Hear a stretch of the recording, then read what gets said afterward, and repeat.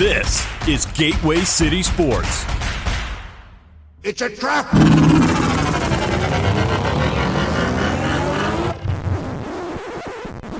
Oh, I'm sorry. Did I break your concentration?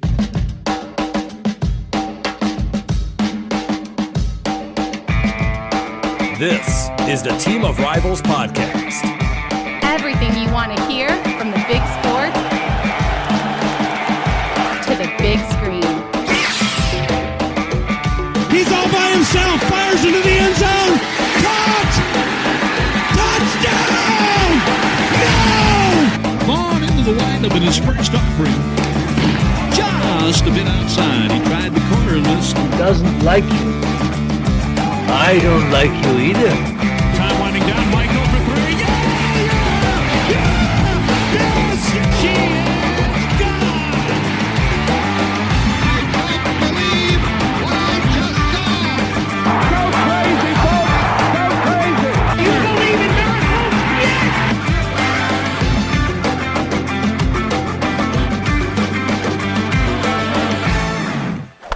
You may fire when ready. What?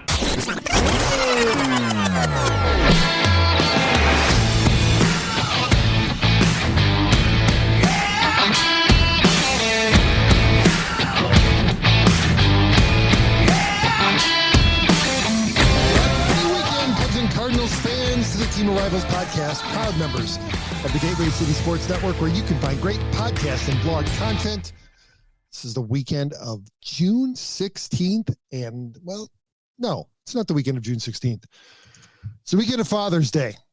Yeah, it's Father's Day weekend. You got three fathers sitting here. I don't know why God would curse the world by making the three of us fathers of so many children, but he did.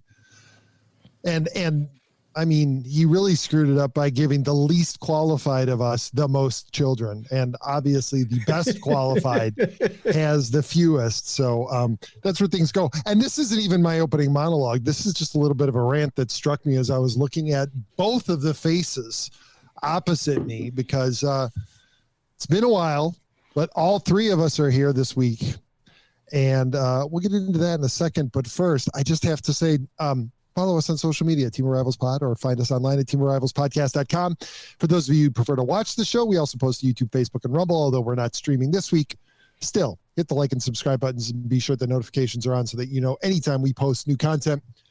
Joining me for this week, as I alluded, co-founder of the Team of Rivals and number 125 in the 2022 edition of the Top Cards on Twitter, Ron Nuttall, permanent occasional guest host, permanently occasionally making it to the show, wrestling champion. We're going to release a special episode. It's definitely going to have to be streaming. We're definitely going to have to live stream as Ron and Elliott and I pick apart Elliott's wrestling match. He uncovered some video from long ago. So that's on the horizon. Get excited about that, podcast listeners. Gents, how far the worm has turned in the, 6.5 years we've been doing this podcast. Ron, I was just looking at it before the show. When we started this podcast, obviously the Cubs were a juggernaut. They had just won the World Series, but the Cardinals weren't terrible. Yeah, they finished 17.5 games back, but they were 10 games over 500 in the 2016 season when we started this whole thing. They weren't a bad team. We couldn't be any further from those salad days of 2016 than we are right now. The Cubs are, although in obviously the ultimate irony, the Cubs are about to sweep the first place team in the NL Central, because that's how the NL Central is this year. And let's be blunt. The Cardinals suck and they're falling apart. Like, the one thing that you've always been able to count on in St. Louis was the professional demeanor of that team, no matter what uncertainty they may be going through. This team is completely ripping apart at the seams, and I don't know where you point the finger. It's almost like the famous Spider-Man meme where everybody's pointing at everybody and nobody's taking responsibility.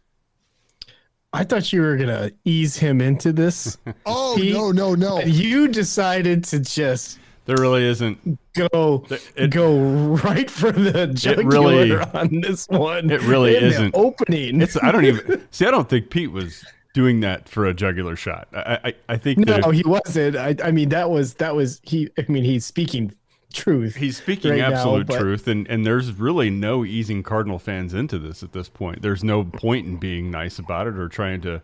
I mean, he does bring up the point. We've been used to something for a very long time. If you follow the Cardinals, you really go back to I guess 96 and on, and they've only had a handful of losing. You can count on one hand how many losing seasons they've had, and well, it's you guys are riding on what 20 winning seasons in a row right now. Correct? No, they had a losing. I believe they were under 500 in 2007. So you're talking a good 15 years or so. But that's the only one. Okay. You go back. Yeah. I think maybe in 99 they might have finished under 500. 98, I think they finished just a tick over. They were under in 97, and they won a division in 96. So we haven't experienced many years like this, and none this bad, by the way. This is really going back to, gosh, like year I graduated high school. Back in 94, 95, I guess, when, this team 18. Finished dead last. And I guess if Pete, you bring a point, who do you blame for this thing, right? And you really have to, at this point, it's got to be, there might be more blame to push in one direction than the other, but there's no way you can not point your finger, like the Spider-Man meme, at literally every function of the organization. You can't. The players have not been playing. They've not been executing. They've been bad. They're the ones out on the field.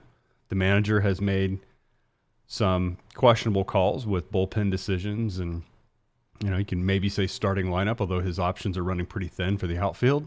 And they haven't been hitting now when their pitching has actually been serviceable and given them chances. Now they're not hitting. The bullpen is blowing leads, and when the offense is actually going somewhere, it seems like the starting pitchers take them out of it early on. So they're finding different ways to win week after week, and this team has no energy. They really have no life to them. You can tell it in their body language. You can tell it in post-game interviews. The way they just got swept by the Giants. Although I didn't watch the last game, I just couldn't bring myself to do it. It was during work day anyway, but yeah, you look. I watched it. Well, you gotta look at implosion. it, but you gotta look at it this way. With most teams, I know there's still a few you can point out that don't collapse like this, right? Organizations, but it hasn't happened to them for a really long time. And even in a losing year, if I remember right, in 2007, it was a bad year, but it wasn't like this, right? So they haven't had one of these for a while. And part of you says that sooner or later, it's going to happen, right? Whether it's a change in management, change in strategy, philosophy, whatever you call it, at some point in time, they were going to have to go through this, or something like this, I should say. I didn't think it would be quite this bad. But I'm sure it's going to lead into several other topics we'll cover tonight regarding the Cardinals. But yeah, it's just in a place where you look at every function that makes up the organization. I still probably push the most blame towards the front office. I think that's ultimately who builds the roster. And we knew it had holes in it going into the year. Knew it wasn't going to be a great year. Really didn't see this happening because it's the mighty Cardinals. It's St. Louis. It's all the tradition. It's the Red Jackets. It's the 11 World Series titles. It's the best fans in baseball. It's all the other shit. And you think, well, there's something because of all that stuff, something like this could never happen.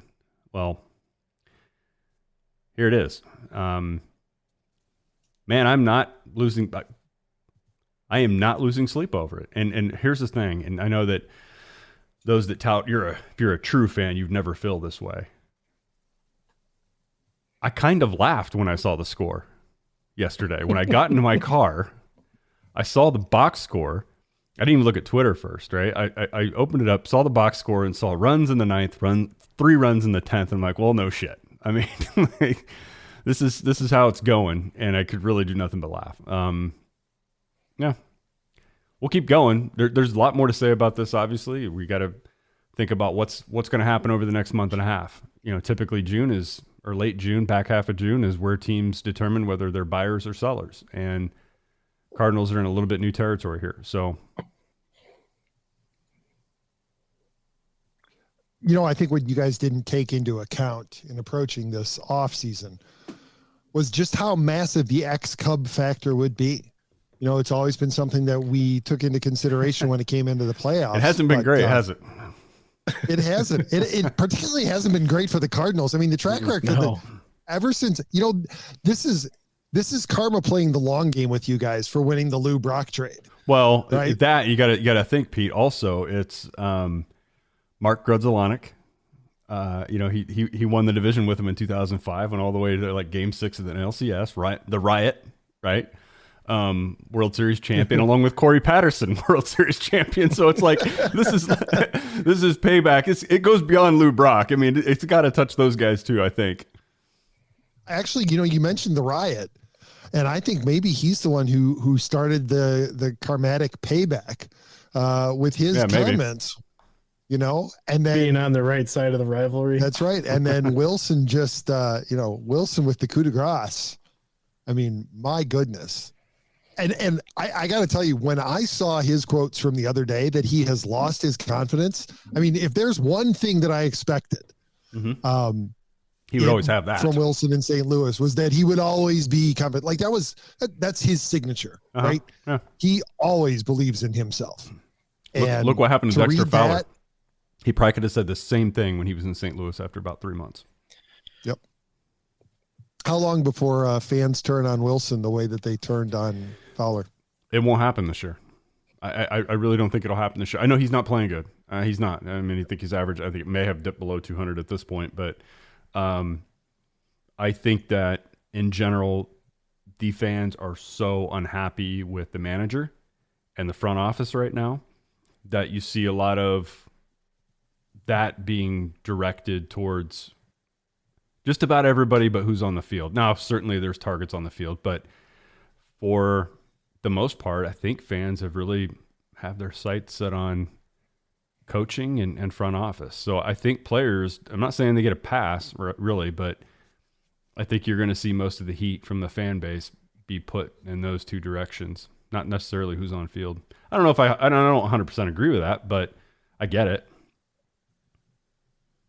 No, I don't think he's not going to be run out of town this year. Will Ollie make it through the season? Man, that is $1 million question, right? Let me just go into this for a second. So please do. That's why I'm asking, so that you can go nuts. Makes the show a hell of a lot easier for Elliott and I. Nobody that follows baseball would be surprised if that's something that happens this year, right? This has gotten that bad. But I don't know. I don't think it's going to change anything. Sometimes a change at the bench, who's right in the lineup, it can have a little bit of an impact on teams. You look at what happened with the Cardinals when Mike Schilt took over. There was definitely an impact. They're so bad right now, Pete. I don't know who you throw in there because I doubt it's going to be from outside of the organization.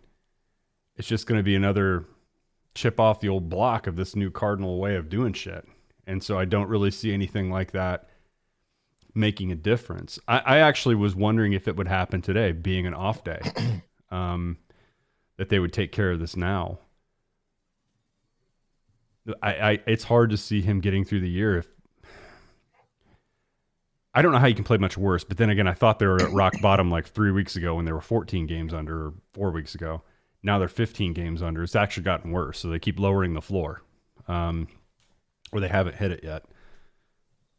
So, yeah, I think it's probably about. I'm probably at 65% chance that he's probably gone here pretty soon. But the front office has to wear that and explain it too. You got rid of your former manager after about 3.5 years because of philosophical differences, which really you kind of think about all that stuff now, given what's going on. And they don't like to change managers. They had LaRussa for like 16, 17 years. they don't like change. That's not them. They kept Matheny around for a long time. He was there over 6 years, 6.5 years, I believe. He was skipper. So they don't like doing that. To do it again so quickly, that's not going to be an easy decision for them. If this were just about anybody else in baseball, any other organization, yeah, he'd have been out by now. Well, I think the other question you have to ask too, will changing the manager keep them from playing like they're keeping? Will that change the way I don't know. They're playing on the field? And if that question is no, or if you're not 100% certain about it, then you kind of have to swallow what you got. Maybe start doing that short bus, seeing what you got. The short bus down on the farm. They're playing like they all got down. They're sure playing like they all walked off the short bus. And they might be doing that when they get to New York. Although you look at it, and right? then you make the changes as soon as the season ends. You look at it though. Your two best players, right? They're not far off their career marks. No. If you look at their averages, their home run numbers, their OPS and everything, Goldschmidt and Arenado are pretty close to what they've always produced, and neither of them has been particularly hot. No. Now, granted, they're getting older, and this was something that we had discussed in the offseason and that we've discussed recently. Ron, you and I talked about it, on the many occasions that Elliott wasn't on the show. I had to get that dig in, Elliott. Yeah, why not? But, I could say the same thing lately. Lately, 1 week. It was one I'm week. Just kidding. But where do you? That's one of those things where you say, well, the players need to perform. Well, who exactly? Oh, yeah, you do need your role players to step up, but your stars are being your stars. They are carrying their share of the load. You can only ask them to carry so much. The accumulation with the exception of Wilson Contreras. Well, the accumulation of the season right now makes does make Arenado look like he's not playing, like he's not having a terrible year, but he's been uncommonly streaky this year against the first. So you look at lately, the whole team's had trouble hitting with men in scoring position. I know that between our two teams in the whole National League Central, we all say that from time to time during years, some more than others, but they've had a particularly tough time of hitting with runners in scoring position. But they've also carried an on-base percentage under 300, so they're not really getting on the base that much anyway. But when they do, they're not creating. They're not giving themselves enough chances. One, and when they do get the chances, they are not capitalizing on it at all. They're one of the worst teams in the league. I think they're ranked 28th. I think with runners in scoring position. So it's not good. And then they've had some bullpen implosions too. So yeah, I don't think, and it will be right. If he's let go, there'll be somebody that will be tagged as an interim manager from inside the organization, likely, and that's really not going to do anything this year. So I think that's going to be least impactful. And I can say the same thing about the front office. I think a change in front office right now is not going to really impact much that's happening on the field, but I believe it has a better chance to. The tone is set from the top of this team. That changed when La Russa retired the first time, because the tone was set with him. It was set with him in the dugout as the manager. He ran the show. He really did. And that went away when he was gone, and now the tone is set from the top down. If you don't agree with that, or you don't agree with the strategy, evidently Mike Schilt didn't, the direction they were headed, you're out.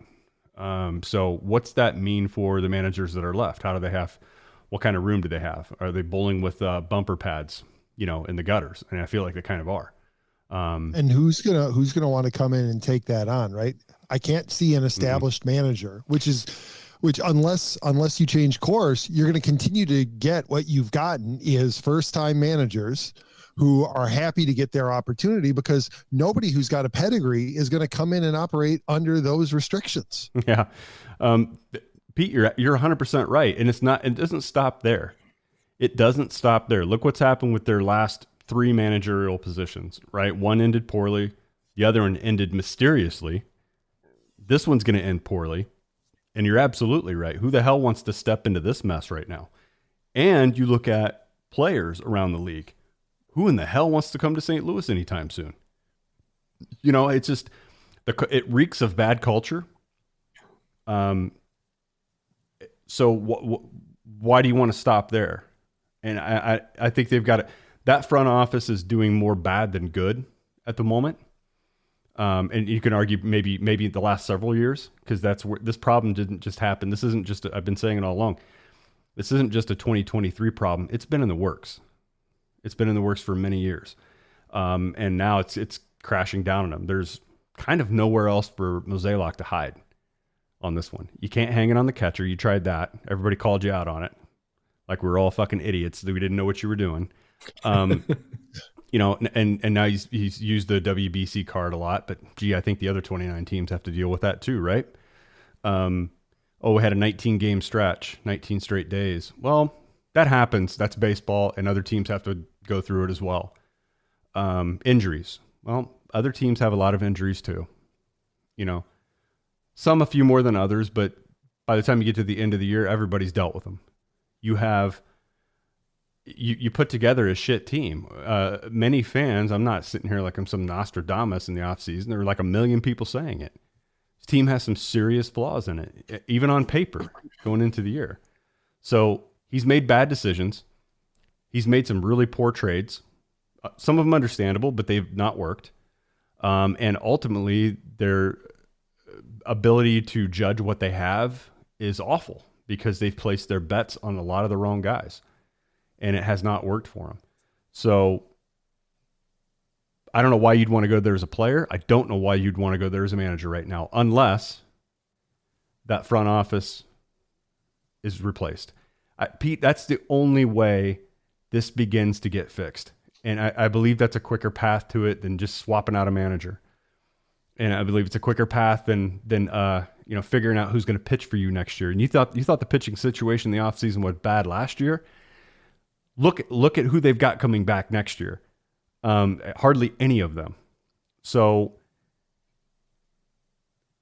it has to go. I mean, and if they have to go outside the organization to acquire pitching, look what a great job they've done so far. And Steven Matz and Mike Link and forgetting his name. I said Mike Leake, Brett Cecil, John Miller. Lester. No, Lester was a good one. I don't think he meant for it to be as good as it was, but it was good. Andrew Miller. It's just they suck at it, and there's nothing more to say. Who comes off the books at the end of the season? What are pitchers? you Everybody. Flaherty's not coming back. Wainwright's retiring. I think you've got Montgomery. Michaelis under contract and Montgomery and Matz. He's gone. Yeah, no, Montgomery. I think he's. Oh, Montgomery's gone. That's right. He's a free agent after this year. So that's right. You've got Steven Matz under contract, and you got Miles Michaelis. You have Jake Woodford, Dakota Hudson, Matthew Libator, Zach Thompson. These are rookies, right? Like very unproven. But here's the thing: they think, well, we've got depth. We've got all these names. That'll be the answer if that front office is still in place, right? So, Ron, we've talked about it before, and I think, given the tone and the direction of tonight's conversation, I think we got to go there. And obviously, this would be a conversation. This is something that would have to be decided beyond the front office. This is something at the ownership level. Yeah. When do you pull the ripcord? When do you say, we're going nowhere? This team is not going to improve. We have some assets that we can sell. So let's do it and let's tear this thing down. Because that's not going to happen because you've never done it before. Mm-hmm. That's not going to happen without ownership signing off. And look, if this was the Cubs, if the Cubs were playing this badly, and look, we're only 3-4 games ahead of you, so it's not. But still, there's at least. I think the Cubs' plan was to be there. Right. Yeah. There at least seems to be a chance that the Cubs still could possibly turn it around. It's not a done deal necessarily that they are going to gut this thing. They may sell some parts out, but that they're going to gut this thing. But I just wonder, look, if the roles were reversed, there would be no doubt whatsoever. Cubs fans would already be preparing themselves for a teardown. Yeah. We would already be talking about who's going and what we're going to be able to get for Stroman and Bellinger and Smiley. And maybe we can turn around some of these promising rookies the same way that we did with, I'm blanking on his name right now, but sending him to the Yankees, right?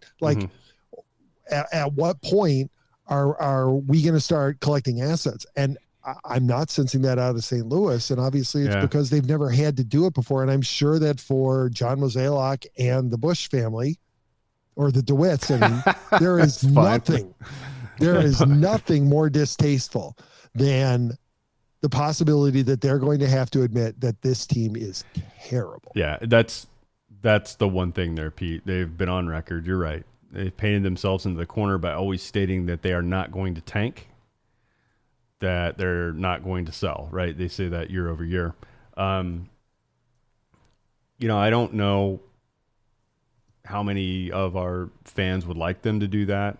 How many think that, no, try to do what the Yankees did, right? Where they weren't really in contention for a few years, but they weren't terrible, but they were able to kind of turn themselves around relatively quick, right? I don't know what you kind of call it, a little bit of a renovation, right? They didn't gut it. You're not the Yankees, right? You're not going to spend money that way, but that's something they did where they weren't out of it too long. I could probably say maybe something similar-ish, perhaps, about the Giants, where they had a few down years, but they didn't. They somehow stayed relevant, even though they took a couple years off. It's strange, man, because it is uncharted territory. And if I had to guess right now, what's likely to happen? I think you're going to see them buy a little, and I think you're going to see them sell a little. I don't mean buying anybody big. I don't think they're going to go all in for something big, but I do think that Jack Flaherty will be dealt. I think it's likely that Jordan Montgomery is dealt. I think you kind of got to do that at this point. You're not going to get much for Tyler O'Neill, but he should be dealt. I'm done with that one. Paul DeYoung, he needs to go too, which is probably why he's playing all the time. Well, he's playing all the time right now because the outfield's completely hurt, and Tommy Edman has to play center field, which he's been doing a decent job. But you kind of have to play DeYoung at short right now, but that's working for him because I'm sure they want to get something out of him. There is going to be a purge. I would guess about 4 or 5 guys off that roster you're probably not going to see there in August. That's probably the right thing to do. And they're going to bring in a little. So they're going to do a little bit of buying, nothing big. And they're also going to be doing some selling. And the real thing is, what is their plan off season? Like, what are they going to try to do? Because I think at this point, if you're the Cardinals, you're the whole organization, you try to save as much face as you can this year.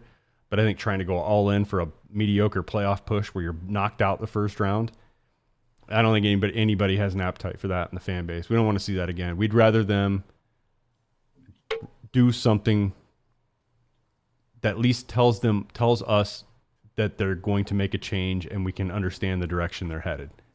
That's all I want to see. But why I'd really like to see the front office change out, but while you're going into sell mode and the trade deadline, I don't know how you change out a front office with all this stuff coming. On to happier topics. Elliott, are we going to retain Marcus Stroman? Well, it almost seems like they don't want to. I mean, shouldn't you deal him a little bit? Get something for him? He'd be a pretty hot commodity, I think, in July. He's been incredibly vocal about sticking. Yes, I have never seen somebody negotiate in public so poorly. Except Scott Boras. Yeah. He's lowballing himself. Yeah. He's made it clear he wants to stay in Chicago. And everybody wants him to stay. He's been on the surface, he's been, that it seems, a fantastic teammate. He shows that he loves this team, that he loves this city. And then, he's been super vocal about staying. He's saying, I want to be a Cub for a long time. I want to sign an extension. Sure glad the Cardinals went after him when he was available. And he said that I've had my agent reach out to the team to start negotiations of signing an extension. And so far, the Cubs have declined to engage in those negotiations. They're dealing it, man. And they're probably smart for doing it. Who knows? Maybe they've got a handshake deal that they're going to deal him. They're going to get some assets, and then he comes back in the offseason. Collusion? I wouldn't call that collusion. No? They're not colluding with other teams to depress somebody's numbers. They're colluding with a player to bring him back. Yeah. You can do that. Sounds like some shady shit to me. Yeah, I know. I'm sure the Yankees didn't do that with Aroldis Chapman. Yeah, that's exactly where my head went to. This is one of these things that like totally blew by me in the off season. He's closing out games for the Royals. Yeah. I missed that. And is probably going to get dealt because he's closer to what he was in the past than he had been the last couple of years. That's probably the Cardinals move right now. Closing for guys, a team 15 games under 500.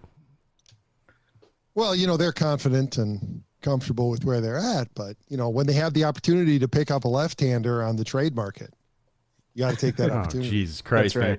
Well, and the Pirates are ruining it because I totally had queued up. I would have had to make it myself, but it would have been a Rich Hill jersey. I totally thought that was going to be a thing this year, but I don't know so much anymore. I don't know. Don't hold out hope. Like you said, maybe they add a little, maybe they sell a little, maybe we see like a Jordan Montgomery for a Rich Hill swap, or it'd be more like a Rich Hill for Jordan Walker because they like to shed them outfielders, man. That's right. No, you know what'll happen? They'll trade Tyler O'Neill for Rich Hill because Rich Hill will be the last piece, and he'll be in the All-Star game. Finally out of St. Louis, Tyler O'Neill will reach his potential in Pittsburgh of all places. He'll become a national sex symbol. He'll be in Magic Mike 4, the one they were never planning to make, but There have been 4 Cardinals outfielders that have annoyed me that they give him such a long leash to do something there. There's 4 of them that come to mind that really I didn't care for him all that much. There's 4 of them. Stephen Piscotty was one of them. Now he has a good story, them sending him to Oakland and all that with his mom having ALS. So that's that aside, right? I think he's a good guy. But as a player, I just like this isn't. He's a 4th outfielder. What the hell? What are we doing? We stuck with him for a long time. Randall Grichuk was the other one. Muscle bound. Every lady loved his jawline, all kinds of shit, right? But they, I think they traded Freeze for him at one point and, gave him tons of at bats and he just couldn't pull it together. The other one was Harrison Bader, Project Runway. Again, long leash up and down. I think he's on the IL again. He's been on the IL this year. Not the whole year, but most of it. And then there's, Tyler O'Neill, another one. And I get the fascination with him, but I'm also, man, it's just like Carpenter. I was done with it literally like 2-3 years ago. I was done with it. I'm like, this isn't going to work, man. This guy's like, looks like, if he was at a baseball equivalent to an NFL combine, every GM would be drooling over the physical ability, right? But you watch him play, you're just like, this guy ain't it. He's not it. He can't. And a corner outfielder like that, you want to build it. You want them to be one of the kind of the main. You want them to be in the middle of the order, providing some power. And you just can't trust him. Can't trust him to stay healthy, and that's true. And he's really screwing him right now. Not intentionally, but he's on the IL right now. So to even deal him, like he's gotten hardly any playing time this year. So, just sticking with him has brought like literally no good to the team except a useless Gold Glove in left field that nobody gives a shit about. Hey, don't say nobody. Nobody goes out looking for a Gold Glove left fielder. Literally nobody. That's where you put Marcell Ozuna and Hector Villanueva. Stash guys like that out in left field. How dare you put that evil on Tyler O'Neill, comparing him to Marcell Ozuna? He has never climbed the wall on a ball hit short of the wall. No, because he'd pull a hamstring. No, the Tyler O'Neill thing I've been done with for a while. I'm looking forward to that chapter closing, just like I did Matt Carpenter's. All the good years we had Carp, we probably had him 2.5, 3 years too long. Tyler O'Neill's been the same story to me. Had him too long, giving him too much chances. Gave him like 3 or 4 years to prove something so he could see what we got in Tyler O'Neill. Let's give him 4 or 5 years. Well, let's give Wilson Contreras 5 weeks to prove he can catch when he just proved he could catch for the last 8 years and for a World Series champion team. Let's test him. Catch. Let's test him. He proved that his bat was good enough to put up overcome with his catching deficiencies. His catching's fine. That is not why this team's losing. No, you're right. No, but signing him, I think he doesn't throw the balls for the pitchers. That's true. That's right. Yeah. I think signing him is emblematic. Ryan, you talked about a flawed process. I think signing Wilson is emblematic of the process. Mm-hmm. It puts a magnifying glass to the process that the Cardinals have taken to do free agency for a number of years, right? And this is just the worst example of it. Yeah, and here's the thing. Like, I've let some, I guess non-logical feelings make me feel good about the acquisition when it happened, because I liked his personality. I did. I hated him as a competitor, but I'm like, this is good, because this will replace a little bit of what Yachty brought to the table, right? As far as that fire. I'm like, okay, good. That'll work here. He's got lots of postseason experience. Kind of captain as a team once all the veterans were sent away. But that was like a lot of emotional, about the player, and that's why I like the acquisition. I think definitely, and if you gave him truth serum right now, it was a bad call, and it was something that they didn't necessarily need, but they went out and did it. And you say the same thing about Fowler, probably the same thing about Steven Matz too, right? I mean, you just make some dumb decisions. The knee-jerk reaction to Oscar Tavares dying and going out and getting Jason Hayward. It's like, did you have to do that at the time? I don't know. We've seen them do silly things like that before. I just hope they're not around to do any more of them. I mean, that would be more of a shocker at the end of the season if the front office gets let go than if Ollie gets replaced. Yeah, and I don't see the front office going anywhere in the middle of the year. I just hope they don't do a bunch of dumb shit here at the trade deadline that is going to be hard to deal with. You're going to be cleaning up that mess for another 3 or 4 years. But the way they've handled the system, the way they've created log jams in the outfield, now they don't have enough outfielders to fill. It is just amazing if I walk that back. Their problem, we can't figure out what to do. We don't have enough at bats for these guys. We've got too many of them. Let's deal some of them away. Now you don't have enough outfielders. That's how they've handled it. I mean, that's them. You could sum it up.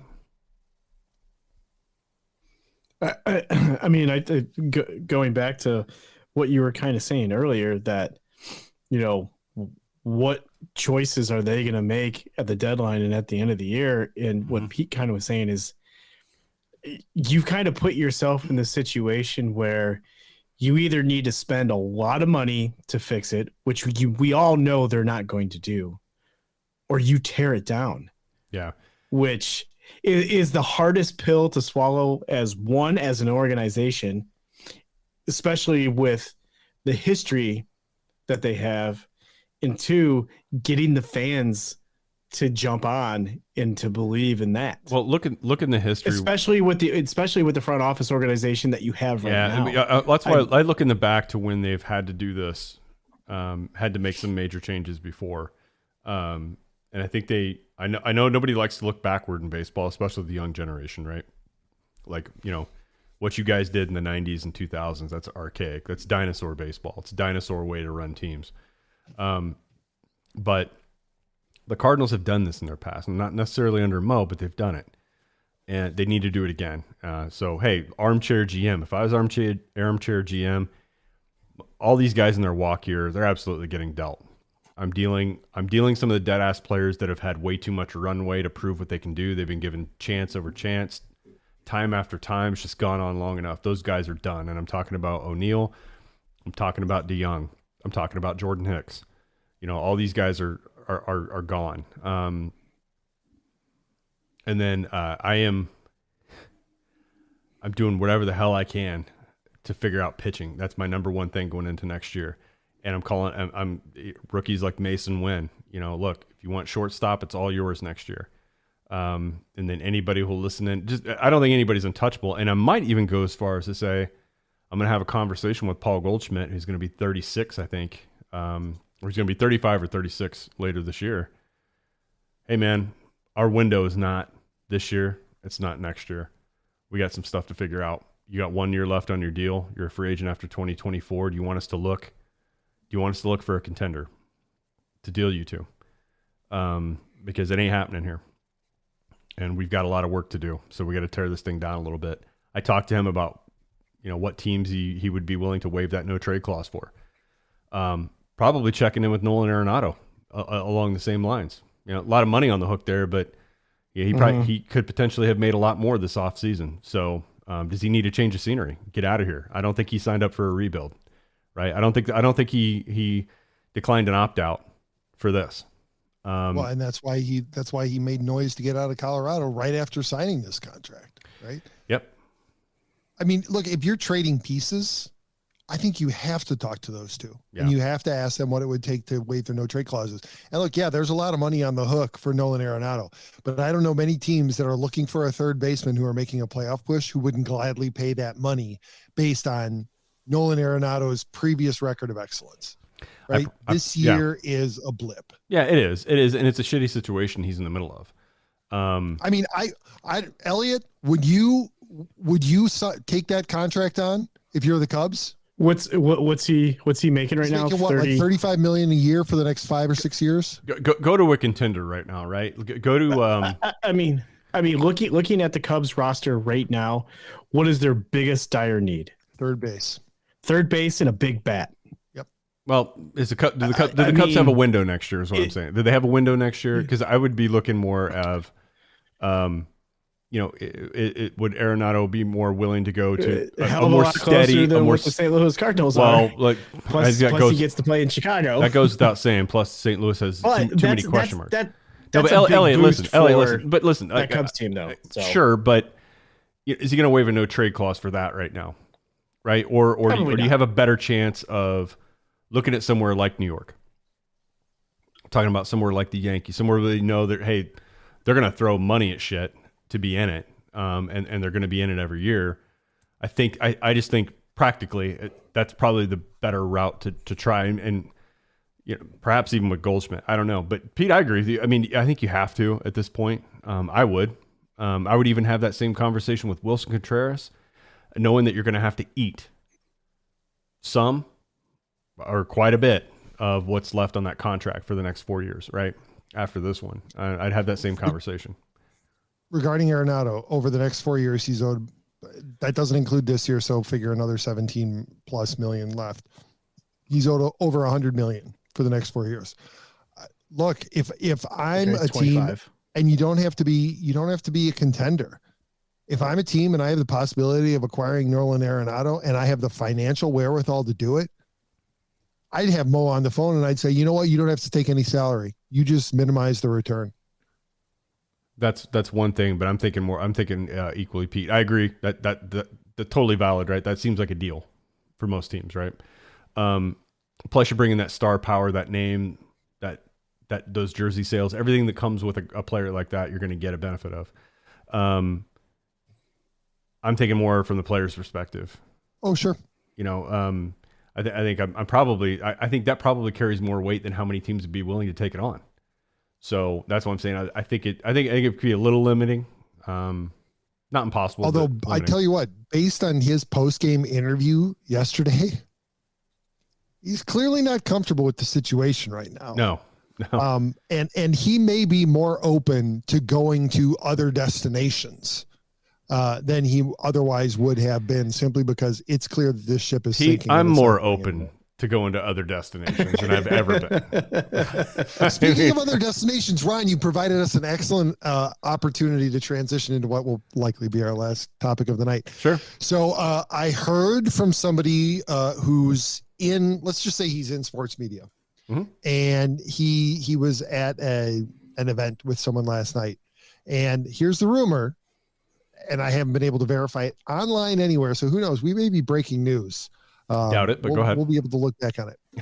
With the A's situation becoming now crystallized, right? It's basically a lock. The A's are going to Nevada. The Nevada legislature signed on for financial support. Rob Manfred is going to waive the $1 billion relocation fee. Like, this is happening. Yeah. All that's left is to sort things out with the Rays. So the rumor is that expansion is a done deal. And the two cities that will get franchises, one that's not going to surprise, I think, anybody, Nashville is one of them. The other city, Austin, Texas. Huh. Boring. Exactly. Does a third team? Texas need a third team? Right? Are the Rangers and the Astros going to be particularly happy about having another team in their backyard stealing attendance? But still, Austin's an up-and-coming city. Better weather than if you relocate somewhere like Portland. Yeah. What do you think? Are we going to be? Are we going to be? Writing in the Austin, I don't know, Texans into our schedule in 2 or 3 years? Gosh, I really hope talking not. about division-wise? Well, I mean, who knows? Look, I got to say, just some of the division realignments that they put out there, if the Cubs and the Cardinals are not in the same division after expansion, Rob Manfred needs to be fired. Why you would get rid of one of baseball's oldest rivalries is beyond me. That would be one of the stupidest decisions he could possibly make. I don't know. The ghost runner on second is pretty stupid too. So I wouldn't put it past. I mean, all of that was within reach. One of the divisions that I've seen speculated. You guys tell me if you're excited about this. The Cubs, the White Sox, the Brewers, and the Twins. Whoa. What? That's like a saltine cracker without the salt. Right? I've seen this too, right? Yes. That would be awful. And I'm trying to remember who it was, but the one that they put the Cardinals in was the Cardinals, the Royals. Oh yeah, that's fascinating. Rockies. It might have been no. It might have been the Cardinals, the Royals, Nashville, Astros, and maybe Nashville, or maybe it was the Rangers. It was terrible. It is terrible. Ugh. That's awful. So what do you think, gentlemen? Austin, Texas, yes or no? And if no, where would you rather see a team, a new franchise sent? Well, first of all, let me address it in Nashville because I think that's inevitable, right? I've always thought that was sooner or later that's going to be a thing, and not surprised, right? If there's any expansion going to happen whatsoever, I know that people would love to break out those Expos jerseys again, but I don't see it. Now Nashville's in St. Louis's backyard, right? That's their pool. That's their fan base. Lots of fans there from back in the days with that KMOX reach. But so Nashville, I've always thought that was going to be a thing. Austin is, What does Austin have? I know they have an MLS team. Am I missing another major sport? I mean, they're just outside San Antonio. Okay. So they're between. Yeah, you're right. They're outside of San Antonio, kind of in between Houston and Dallas. Yeah, I mean, they're pretty far away from Dallas. I don't know. Florida has 3 NFL teams.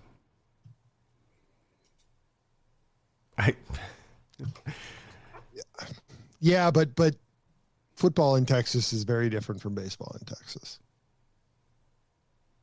Yeah, I'll give you that. But when I hear that, it's hard to argue against it because, look, if I'm the Major League Baseball commissioner, I am not expanding a team to Portland. Well, California has how many teams? California has 4 baseball teams? 4. Right now.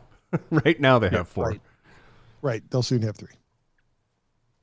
So I guess they have 5. They'll soon have 4. Oh yeah. So they have 5. So if you go by land mass, then Texas having 3 is not that much of a stretch, but not that exciting, really. Yeah, I mean, you could go New Orleans. You could put a team in New Orleans, maybe. Houston's going to object to that. Yeah, but if you put a team in Charlotte, I'm surprised if DeWitt has so much pull in baseball that he has not been able to block Nashville from getting a team yet. Right. So, but it sounds like Nashville's a done deal. I always thought it should be. I really always thought it should be anyway. Another team Ron won't be able to watch. That's right. But I mean, that's true. It's totally true. Actually, if they add in Nashville, that pretty much guarantees Charlotte won't get an expansion team. I don't think Charlotte should. Not. Charlotte, that stated that wrong. It's not that I don't think they should. I just can't see it happening with the Braves, Orioles, and Nationals being so close. Yeah. Except that you've got the other 3 major hockey or major sports in Charlotte, and Charlotte's a growing metropolis. Why would you? I mean, you could probably put it in Raleigh, Durham, where the Carolina Hurricanes are. Yeah, and just call them the Carolina. I really don't understand why the Hurricanes are there, but Bumblefucks. Yeah. Maine. They need Banger. Where? Carolina Bangers. Banger, Maine. No. Banger, Maine. They need an expansion. Carolina Bangers. Hey, man, they got the Cox. Gamecocks. You have the Cox. Oh, my God. I can't believe that I missed. You idiot. It just hit me. I missed out on an opportunity. I don't even know if they were playing. I missed out on an opportunity to maybe catch the Savannah Bananas. Oh, no. When you were down I there? was in Savannah on Monday and Tuesday, or Sunday and Monday. Huh. I'm not that interested to watch You them. for love, boys. The kids really want to watch them, but I don't. Oh, they're on their world tour. I didn't miss any. Oh, no, I did miss. Yeah, so expansion, interesting, right? I think there's been talk about that for some time. You know, baseball probably should think about doing that at some point. I also wondered about any kind of contraction that they'd be looking at too. Well, let me forget contraction. Who are you thinking? That's just a wet dream. I'm thinking. Let me pick out a couple here. Contraction. I always thought it'd be interesting if they just, just shut down that A's team, that organization, simply by owner punishment, right? But anyway, here's the thing, interesting thing. I'm gonna go back to the Vegas thing. I know there's probably no legal grounds for this, but given what that owner did in Oakland, John Fisher, given what he did with that franchise, Bob Nutting with the Pirates, I'd say if you're going to move that team to my state, we're going to publicly fund a ballpark for you. I want a commitment that you're going to put revenue into this team before I go ask the citizens of my state or wherever to pay for this thing. You know, that son of a bitch isn't paying for it. So I want some kind of commitment that you're going to actually put money into this team, make them competitive if we welcome you into our state. Because if not, that's fine. If baseball's talking about league expansion, shit, I'll sit back and wait for that before I'm going to bring the Oakland A's owner, Billy Bean Baseball, before I'm going to bring him into my state. I want a commitment that you're actually going to put money into this team. Effectively giving him some kind of salary floor, which I know doesn't exist. But you see what I'm getting at, Pete? Like, if we're going to do this for you, like, how are you going to assure us that you're not going to pull the same shit you've pulled in Oakland for 2 decades? But you know what the argument against that's going to be? Look at the Pittsburgh Pirates right now, Commissioner. Yeah, they don't have a salary floor. No, here's my plan. I'm going to take revenue sharing. I'm going to keep it, but we're going to draft so high for 20 years. But by default, I'm going to have a competitive team 17 years from now. I assure you. I like the "I assure you" at the end there. That is what sold me. I didn't say I guarantee. I said I assure you, which is softer. It's less dangerous. It is. And yeah, I mean, he's got to look at what's going on in that area where you've had a pretty competitive NFL team that's moved there. It's the Raiders. They kind of always are. An NHL team that has been great. Congratulations! Congrats to the Stanley Cup champions. Yeah, congrats to the Golden Knights. I guess I should probably say congrats to the Denver Nuggets and their fucking dickhead owner Stan Kroenke. I didn't realize Kroenke owned the Denver He's Nuggets. won 3 major championships in the last 2 years, and he's the person on this planet that God least wants to win anything. What a cocksucker. Named after Stan Musial and Enos Slaughter, a Missourian himself. That dick. Nice. Shut up, Pete. Well, it is official. The Cubs have just swept the Pirates. The first place. Pittsburgh Pirates. Hey, and the positive? The Cubs are now only 3.5 games out of first place. If we're gonna look at positive things, the Cardinals did not lose today. Congratulations. They also did not win. They also did not win. Hopefully they landed safe in New York. The way things have been going, I don't know that I would even take a plane. Bullpen might crash that too. Yeah. Show title. The way things are going, I hope that St. Louis safely lands in New York. Write that one down. So this is great. So as it stands now, the Cubs are the only team in the NL Central with a plus run differential, sitting in fourth place and sitting at 6 games below 500. Your Pittsburgh Pirates, who are now only a half game above Milwaukee, are 15 runs below their differential, with Milwaukee at negative 25 and Cincinnati at negative 29. Ryan, you said it before for the Cardinals, and I think it's definitely going to be true, particularly in the NL Central, but I think of a lot of teams. I think we're going to see, this is going to be an interesting trade deadline. I think we're going to see a lot of that, little bit of buying, a little bit of selling. I don't think we're going to see a whole bunch of sell-offs as we approach the trade deadline, because I think too many teams are within reach, and I think we're going to see some retooling. I don't think you're going to see teardowns. We're going to see some retootling. Retootling in St. Louis. We're going to, there's nothing big happening, man. It's, having to go to Chuck E. Cheese for that birthday party. That's what this year feels like. You don't really want to do it, but the kids want to go. Yep. You just got to find that nostalgic retro video game that you can cuddle up next to for an hour while the kids are losing their minds, so that you can at least have something of a positive experience out of spending Mortal Kombat $500. 2 with the blood disabled. Yeah. There you go. All right. If you enjoyed this episode, don't forget to comment and subscribe. And if you want to help spread the word, please give us a 5-star review and tell your friends to do the same.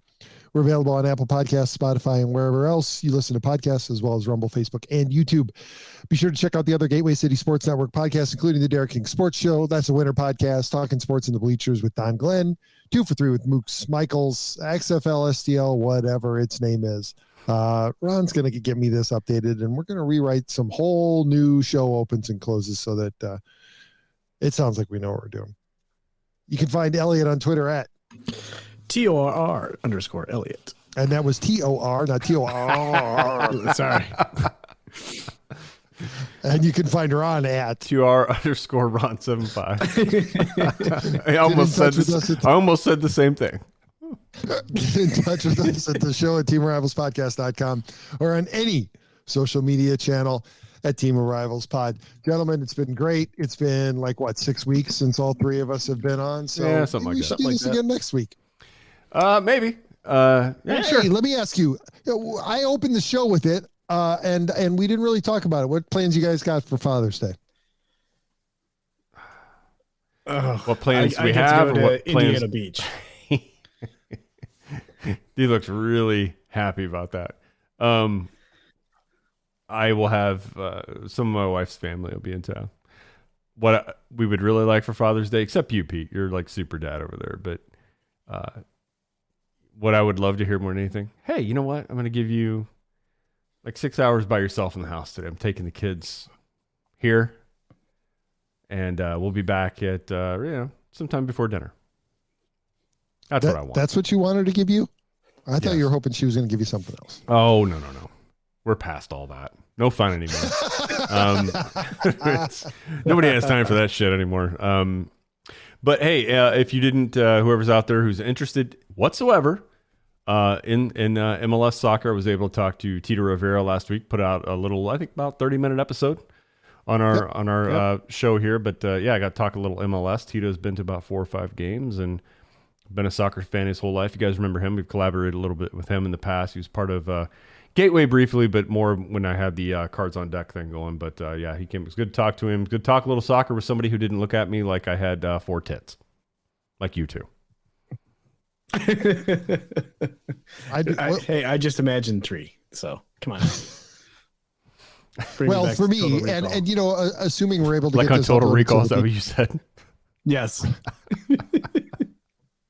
Assuming we're able to get this uploaded and people can act on it, we had to make a choice this weekend for Father's Day between going to watch the Chicago Dogs or going to watch the Kane County Cougars. Oh. So if you're in the Chicago area, both teams in town for Father's Day, and both teams doing a catch on the field event before the game starts. So Nice. Spend that extra money, get out there on the field, play catch with the kid, and feel like a dad, get some signatures. Well, Fireworks? I can go down. To No, both games are starting at like 1:00 in the afternoon. Oh, gotcha. And I know that the Cougars do it on Sundays. I'm not sure about the Dogs, but the Cougars also let the kids run the bases after every game. So Fun. That's cool. Particularly Sunday. So that's why we're going to the Dogs game.